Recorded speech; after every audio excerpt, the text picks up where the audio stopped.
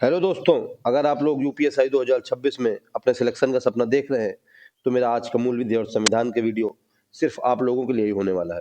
दोस्तों, मैं आकाश स्वागत करता हूं आप सबका आपके अपने परिवार रामसन एसएससी क्लासेज में। दोस्तों, जैसा कि हम सबको पता है कि हमारी यूपीएससी की जो एग्जाम डेट है वो बहुत ही पास आती चली जा रही है, तो दोस्तों उसी को देखते हुए मैं पर डे एक मूल विधि और संविधान का प्रैक्टिस लेके आया करता हूं। तो दोस्तों, आप लोग इस प्रैक्टिस को जरूर देखें और अपनी तैयारी को बेहतर बनाएं। चलिए दोस्तों, शुरू करते हैं बिना देरी के आज का अपना सेशन। क्वेश्चन नंबर फर्स्ट क्या कह रहा है?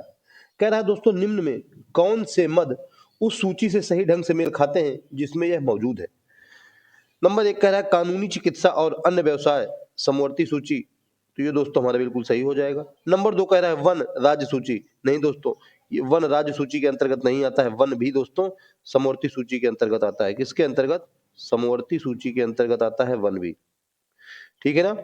और अगले में क्या कह रहा है? खाद्य पदार्थ और अन्य वस्तुओं का मिश्रण संघ सूची, तो दोस्तों ये भी गलत हो जाएगा, जबकि खाद्य पदार्थ और अपमिश्रण ये भी हमारा दोस्तों समवर्ती सूची के अंतर्गत आता है। ठीक है, तो इस तरह से केवल एक नंबर यानी कि कानूनी चिकित्सा और अन्य व्यवसाय जो कि समवर्ती सूची दिया हुआ है यही हमारा सही हो जाएगा।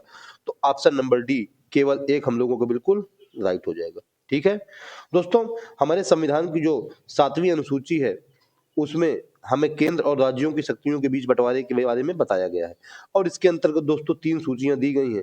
नंबर 1 दिया गया है संघ सूची, नंबर 2 दी गई है राज्य सूची, और नंबर 3 दी गई है समवर्ती सूची। ठीक है ना? संघ सूची ऐसी सूची होती है जिसमें केवल संघ को कानून बनाने का अधिकार होता है। राज्य सूची ऐसी सूची जिसमें राज्य को अधिकार बनाने का अधिकार होता है, कानून बनाने का। समवर्ती सूची ऐसी सूची या ऐसे विषय इसमें होते हैं जिसमें राज्य और संघ दोनों कानून बना सकते हैं, लेकिन संघ के कानून ज्यादा प्रभावी होते हैं, संघ के कानून ही माने जाते हैं। और दोस्तों, संघ सूची में 100 विषय बताए गए हैं और राज्य सूची में 62 विषय बताए गए हैं, तथा समवर्ती सूची में कितने? 52 विषय बताए गए हैं। ठीक है ना? तो हमारा ऑप्शन नंबर जो डी है कि कानूनी चिकित्सा और अन्य व्यवसाय यानी कि समवर्ती सूची में बिल्कुल राइट हो जाएगा। ठीक है, चलिए देखते हैं अपना क्वेश्चन नंबर नेक्स्ट। कह रहा है दोस्तों कि निम्नलिखित में से कौन सा इंदिरा साहनी बनाम भारत संघ मामले में पारित फैसले के बारे में सही है या सही है? इंदिरा साहनी बनाम भारत संघ मामला, तो दोस्तों इंदिरा साहनी बनाम भारत संघ मामला ये 1992 में मामला आया था। ठीक है, इसको दोस्तों हम लोग मंडल आयोग मामला भी कहते हैं। कौन सा?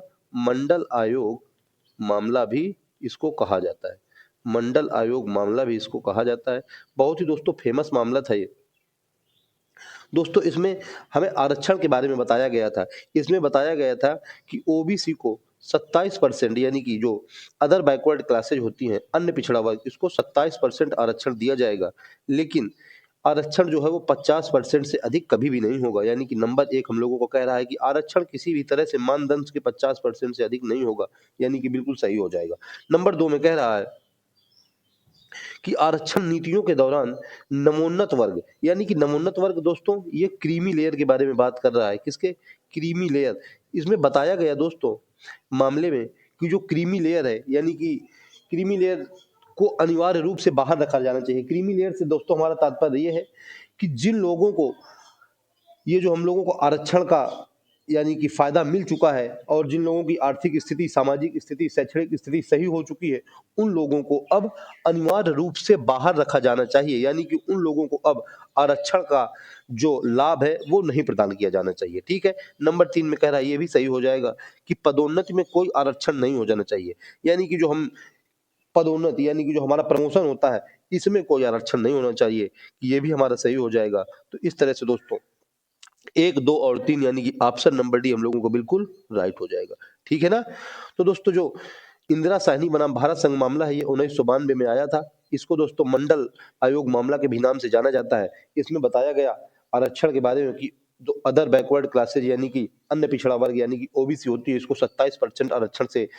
27% आरक्षण दिया जाना चाहिए, और लेकिन आरक्षण कभी भी 50% से अधिक नहीं होना चाहिए, और क्रीमी वर्ग को यानी कि नमोन्नत वर्ग को अनिवार्य रूप से बाहर रखा जाना चाहिए, और जो पदोन्नति है उसमें कोई आरक्षण नहीं दिया जाना चाहिए। ठीक है, चलिए दोस्तों देखते हैं अपना क्वेश्चन नंबर नेक्स्ट। कह रहा है दोस्तों, कह रहा है लोकसभा चुनाव अधिसूचित करने का अधिकार किसके पास है? लोकसभा चुनाव, यानी कि लोकसभा, सबसे पहले तो हम देख लेंगे कि हमारा लोकसभा हमारे संविधान के किस आर्टिकल में बताई गई है। तो लोकसभा दोस्तों हमारे संविधान के आर्टिकल नंबर 81 में हमको बताई गई है। राज्यसभा, राज्यसभा दोस्तों हमारे संविधान के आर्टिकल नंबर 80 में हमको बताया गया है।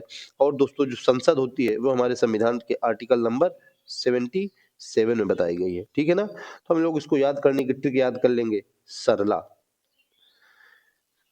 सरला संसद हो जाएगा दोस्तों 79, आर से राज्यसभा हो जाएगा 80 और ला से लोकसभा हो जाएगा 81। ठीक है ना। तो हमसे कह रहा है बताइए कि लोकसभा चुनाव अधिसूचित करने का अधिकार किसके पास है। नंबर ए कह रहा है केंद्रीय मंत्रिमंडल, नंबर बी कह रहा है राष्ट्रपति, नंबर सी कह रहा है चुनाव आयोग, नंबर डी कह रहा है लोकसभा अध्यक्ष। तो दोस्तों चुनाव आयोग ऑप्शन नंबर सी हम लोगों को बिल्कुल राइट हो जाएगा। चुनाव आयोग दोस्तों इसको कि हम लोग निर्वाचन आयोग भी कहते हैं। तो निर्वाचन आयोग के बारे में हमारे संविधान के आर्टिकल नंबर 324 में बताया गया है। किसमें बताया गया है? आर्टिकल नंबर 324 में बताया गया है। और दोस्तों इसकी स्थापना 25 जनवरी 1950 को की गई थी। कब की गई थी? 25 जनवरी 1950 को निर्वाचन आयोग की स्थापना की गई थी। ठीक है ना दोस्तों। और दोस्तों हम देख लेते हैं हमारे ऑप्शन क्या दे रहे हैं। राष्ट्रपति, राष्ट्रपति के बारे में दोस्तों हमारे संविधान में आर्टिकल नंबर 52 से लेके 62 के बीच में बताया गया है। ठीक है ना दोस्तों। लोकसभा अध्यक्ष, लोकसभा अध्यक्ष के बारे में हमारे संविधान के आर्टिकल नंबर 93 में बताया गया है। ठीक है ना दोस्तों। केंद्रीय मंत्रिमंडल, चलिए अब हम लोग इसको नहीं देखेंगे, नहीं केंद्रीय मंत्रिमंडल के बारे में भी हम लोग अगर देखना चाहें तो देख लेंगे। हाँ, अब हम लोग ये जरूर पता कर लेंगे कि हमारे जो इस समय प्रेजेंट में निर्वाचन आयुक्त हैं वो कौन है। तो हम लोग, आप लोग जरा मुझको कमेंट में बताइए कि हमारे प्रेजेंट में निर्वाचन आयुक्त कौन है। ठीक है, चलिए हम लोग देखते हैं अपना क्वेश्चन नंबर नेक्स्ट। कह रहा है दोस्तों, कह रहा है पंचायती राज प्रणाली खालिस्तान श्रेणी की संरचना होती है। तो पंचायती राज प्रणाली किस श्रेणी की रचना होती है? ए नंबर 6 श्रेणी, B number 3, C number 5, D number 4। तो हम लोगों को पता है कि पंचायती राज प्रणाली त्रिस्तरीय यानी कि 3 श्रेणी की रचना होती है। तो ऑप्शन नंबर बी क्या हो जाएगा हम लोगों को बिल्कुल राइट हो जाएगा। पंचायती राज व्यवस्था को 2 अक्टूबर 1959 को जवाहरलाल नेहरू द्वारा, किसके द्वारा? जवाहरलाल नेहरू के द्वारा सर्वप्रथम, जवाहरलाल के द्वारा सर्वप्रथम राजस्थान के नागौर जिले से शुरू किया गया था। कहां से? राजस्थान के नागौर जिले से शुरू किया गया था। और दोस्तों 73वें संविधान संशोधन के द्वारा, 73वें कॉन्स्टिट्यूशन अमेंडमेंट 1992 के द्वारा पंचायती राज व्यवस्था को संवैधानिक दर्जा प्रदान किया गया। ठीक है ना दोस्तों। और जो दोस्तों हमारी 3 स्तरीय प्रणाली होती है, इसमें नंबर 1 में आता है हमारा ग्राम पंचायत, नंबर 2 में आता है क्षेत्र पंचायत, नंबर 3 में आता है जिला पंचायत। क्षेत्र पंचायत जिस लोगों को, जिससे कि हम लोग पंचायत समिति भी कहते हैं। नंबर 1 में क्या आता है? नंबर 1 में आता है ग्राम पंचायत, और नंबर 2 में आता है क्षेत्र पंचायत, और नंबर 3 में आता है जिला पंचायत। ठीक है। तो दोस्तों इस तरह से हम लोगों का ऑप्शन नंबर बी 3 स्तरीय प्रणाली बिल्कुल सही हो जाएगा। ठीक है, चलिए देखते हैं अपना क्वेश्चन नंबर नेक्स्ट। कह रहा है दोस्तों कि चुनाव आयोग द्वारा किए गए चुनावों के खर्चे के बारे में निम्नलिखित में से कौन सा कथन सही है? चुनाव आयोग, चुनाव आयोग फिर से आ गया। चुनाव आयोग के बारे में दोस्तों हमें आर्टिकल नंबर 324 में बताया गया है। 25 जनवरी 1950 को निर्वाचन आयोग यानी कि चुनाव आयोग की स्थापना की गई थी। ठीक है।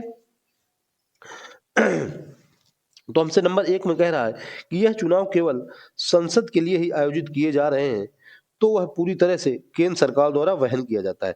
क्या कह रहा है कि अगर निर्वाचन आयोग केवल संसद के लिए चुनाव आयोजित करा रहा है तो उसमें जो भी खर्चा आएगा वो पूरा केंद्र सरकार द्वारा वहन किया जाएगा। ये नंबर हम लोगों को बिल्कुल राइट हो जाएगा। नंबर बी में कह रहा है कि यदि चुनाव केवल राज्य विधानसभा के लिए ही आयोजित किए जा रहे हैं तो व्यय को केंद्र सरकार और संबंधित राज्य द्वारा समान रूप से वहन किया जाता है। नहीं दोस्तों, चाहे राज्य विधानसभा के लिए हो चाहे संसद के लिए हो, जो खर्चा है यानी कि जो उसका प्रबंधन है और जो उसका मैनेजमेंट है वो दोस्तों केंद्र सरकार द्वारा ही वहन किया जाता है। तो हमारा बी नंबर बिल्कुल गलत हो जाएगा। तो हमारा ए सही है। तो इस तरह से दोस्तों हमारा ऑप्शन नंबर ए बिल्कुल राइट हो जाएगा। ठीक है ना दोस्तों, क्या ऑप्शन नंबर ए हम लोगों को बिल्कुल राइट हो जाएगा।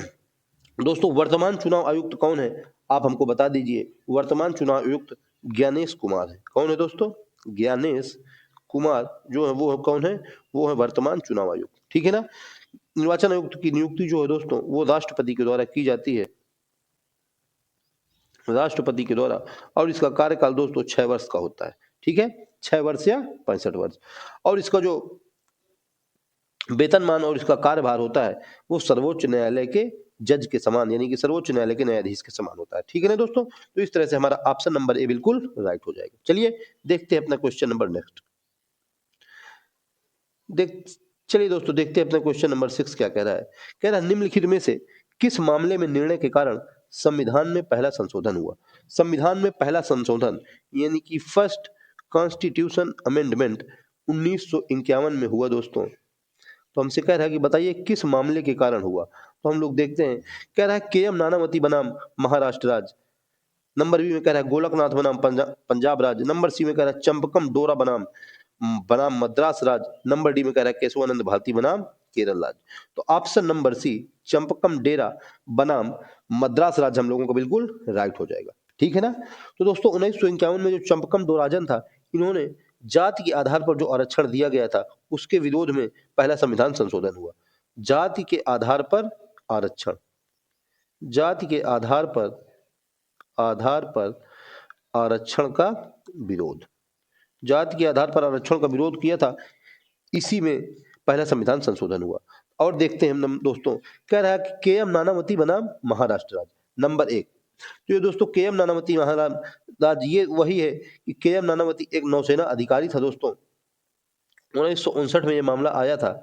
ये वही अपने पत्नी के प्रेमी यानी कि प्रेम आहूजा के हत्या के आरोप में इसके ऊपर केस लगा था। के.एम. नानावती बनाम महाराष्ट्र राज्य। गोलकनाथ बनाम महाराज राज्य, गोलकनाथ बनाम पंजाब राज्य। 1967 में दोस्तों ये मामला आया था, गोलकनाथ बनाम पंजाब राज्य। इसमें बताया गया कि मौलिक अधिकारों को सीमित नहीं किया जा सकता है। ठीक है, किसमें मौलिक अधिकारों को सीमित नहीं किया जा सकता है। और जो हमारा ऑप्शन नंबर डी दे रहा है केशवानंद भारती बनाम केरल राज्य, ये दोस्तों 1973 में मामला आया था। और इसमें मूलभूत ढांचे का सिद्धांत दिया गया। किसका? मूलभूत ढांचे का सिद्धांत, मूलभूत ढांचे का सिद्धांत। ठीक है, तो इस तरह से ऑप्शन नंबर सी हम लोगों को बिल्कुल राइट हो जाएगा। ठीक है ना? चलिए देखते हैं अपना क्वेश्चन नंबर नेक्स्ट। कह रहा है दोस्तों भारतीय दंड संहिता की धारा 53 किस विषय के संबंध में है? भारतीय दंड संहिता जो कि 1860 में लॉर्ड मैकाले के द्वारा बनाई गई थी। किसके द्वारा? लॉर्ड मैकाले के द्वारा 1860 में भारतीय दंड संहिता बनाई गई थी। और दोस्तों 1 जनवरी 1862 से पूरे भारत में लागू हो गई थी। ठीक है, तो क्या कह रहा है कि धारा 53 के विषय में बताइए कि क्या सही है। नंबर ए में कह रहा है दंड, नंबर बी में कह रहा है सामान्य अपवाद, नंबर सी में कह रहा है आपराधिक साजिश, नंबर डी में कह रहा है बहकाव। तो धारा 53 में दोस्तों दंड के विषय में बताया गया है, यानी कि ऑप्शन नंबर ए हम लोगों को बिल्कुल राइट हो जाएगा। सामान्य अपवाद, सामान्य अपवाद के बारे में दोस्तों धारा 76 से लेकर के 106 के बारे में बताया गया है। आपराधिक साजिश, आपराधिक साजिश के बारे में दोस्तों धारा 120 ए में बताया गया है। ठीक है, तो ऑप्शन नंबर ए धारा 53 यानी कि दंड के बारे में हमारा बिल्कुल सही हो जाएगा। चलिए देखते हैं अपना क्वेश्चन नंबर नेक्स्ट। कह रहा है दोस्तों लोगों के निर्वाचित प्रतिनिधियों के संबंध में निम्न में कौन सा कथन सही है? नंबर ए में कह रहा है यदि किसी प्रतिनिधि के पास आय की आय ग्रात स्रोतों से जो कमाई जा सके उससे अधिक संपत्ति पाई जाती है तो उसे अयोग्य घोषित किया जा सकता है। तो नंबर ए हम लोगों को बिल्कुल राइट हो जाएगा। नंबर 2 में कह रहा है चुनाव के दौरान किए गए खर्चों के बारे में चुनाव आयोग को गलत सूचना देने पर प्रतिनिधि को अयोग्य घोषित किया जा सकता है। तो हमारा नंबर बी भी सही हो जाएगा। तो इस तरह से दोस्तों हमारा ऑप्शन नंबर सी ए व बी दोनों राइट हो जाएंगे। ठीक है, तो क्या बता रहा है कि अगर प्रतिनिधि के पास जो आय है वो जो कमाई जा सके उससे ज्यादा है तो उसे अयोग्य घोषित किया जा सकता है। और नंबर 2 कह रहा है कि चुनाव के खर्चे के बारे में अगर वह चुनाव आयोग को गलत सूचना देता है तो भी प्रतिनिधि को अयोग्य घोषित किया जा सकता है। तो ऑप्शन नंबर सी हम लोगों को क्या होगा बिल्कुल राइट हो जाएगा। ठीक है ना दोस्तों? चलिए देखते हैं अपना क्वेश्चन नंबर नेक्स्ट। कह रहा है दोस्तों कि भारत में किसी दूसरे देश के साथ युद्ध की घोषणा करने का अधिकार किसके पास है? भारत में किसी दूसरे देश के साथ युद्ध की घोषणा करने का अधिकार किसके पास है? नंबर 1 कह रहा है प्रधानमंत्री, नंबर 2 रक्षा मंत्री, नंबर सी राष्ट्रपति।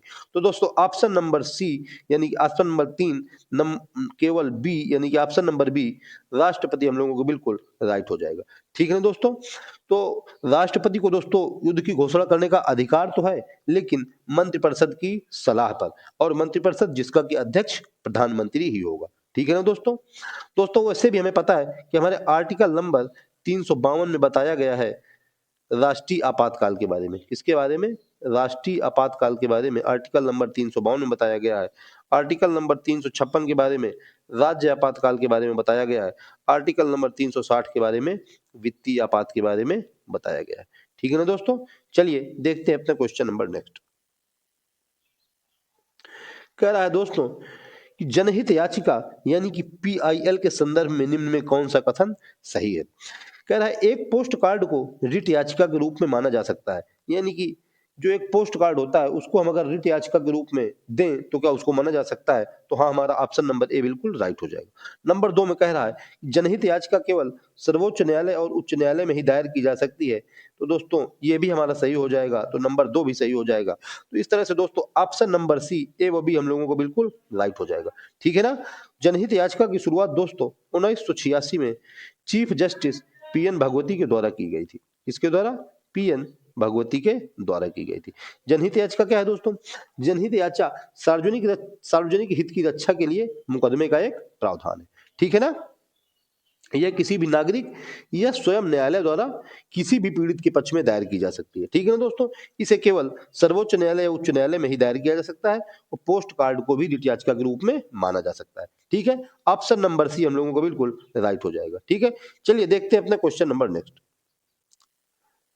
कह रहा है दोस्तों संविधान के अनुच्छेद 17 के अनुसार किसी व्यक्ति को प्राप्त होने वाले नागरिक अधिकार खाली स्थान से संबंधित है।